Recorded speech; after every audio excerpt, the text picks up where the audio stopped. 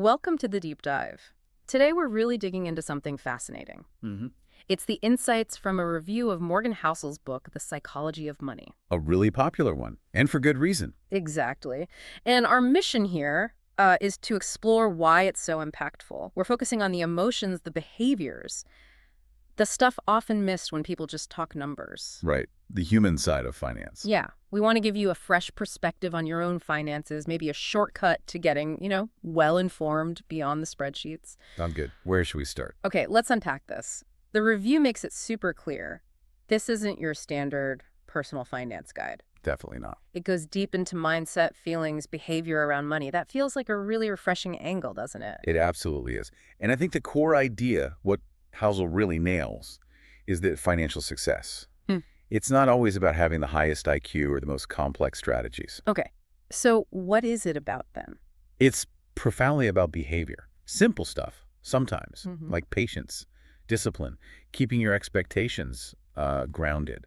Yeah. It's less about timing the market perfectly and more about, consistency, just sticking with it over the long haul. That really reframes things. It sounds simple, focusing on behavior, but let's be real. It's not easy. No.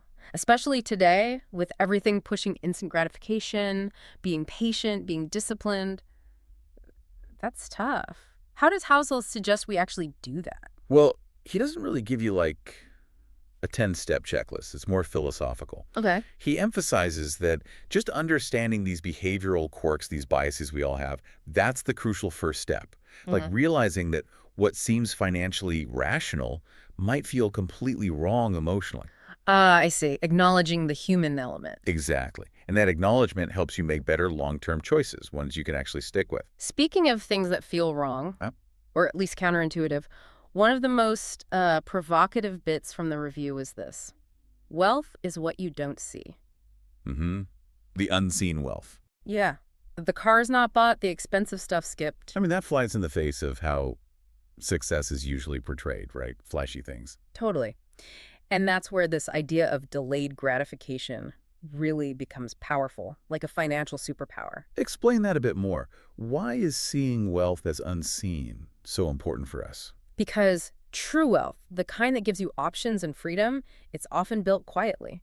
It's the money you didn't spend on the fancy car so you could invest it instead. Okay. It's choosing savings, choosing investment over that immediate visible consumption. It happens in the background. It's not for show, it's for your future self.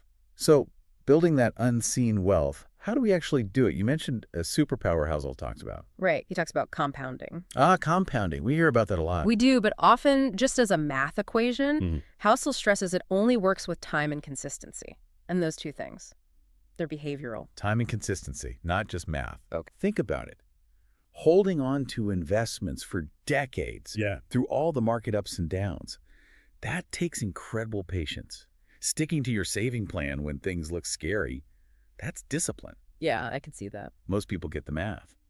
Far fewer mastered the behavior needed to actually let compounding work its magic over like 20, 30 years. Which brings us to another really key point from the review. There's no one-size-fits-all answer here. Absolutely critical. Everyone's got different goals, different starting points, different feelings about risk. So this raises a big question for you, the listener.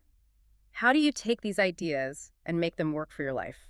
And that's why the book is so powerful. It's more philosophical, less prescriptive. It gives you principles, ways to think wisely about money, rather than just rules to follow. So it encourages you to tailor the wisdom. Precisely. Yeah. It's about understanding your personal relationship with money, your timeline, what you value. Then you build an approach that fits you, not some generic template.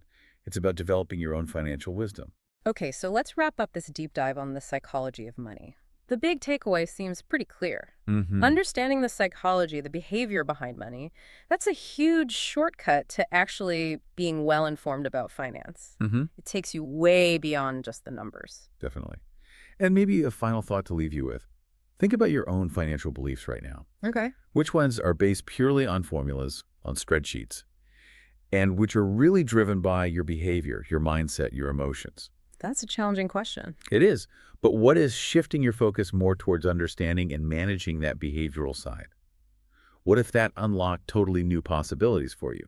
Maybe the real goal isn't just a bigger number, but the peace of mind that comes from mastering your own financial psychology. Yeah. Something to reflect on.